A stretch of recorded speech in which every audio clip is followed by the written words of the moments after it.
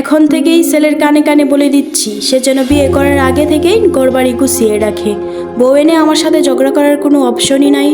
আর আমিও ওই রকম মানুষ না যে পুলার বউরে কেনা গোলাম বানায় নিজের কাছে রাইখা দিমু।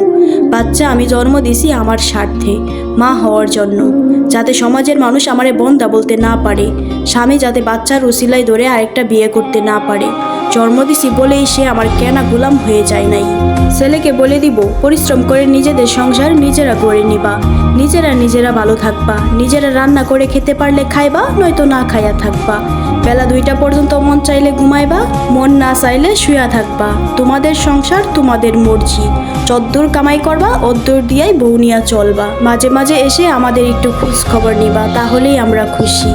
আমি চাই আমার ছেলের বউয়েরও একটা আলাদা সংসার হোক, যেন সব কিছু তার নিজের মতো গুছিয়ে রাখতে পারে, যেন কোনো কিছু করার আগে কারো অনুমতি না নেওয়া লাগে, সব কিছু যেন নিজের দায়িত্বে রাখতে পারে। আমি 90 দশকের শাশুড়িদের মতো হয়ে ছেলের বউয়ের স্বাধীনতা কেড়ে নিতে চাই না। বউ শাশুড়ির সংসারটা আলাদা রাখবো শুধু আমাদের সম্পর্কটা সুন্দর রাখার জন্য। আর হ্যাঁ, এগুলো আমি কথাই না, কাজে করে দেখাবো ইনশাল্লাহ।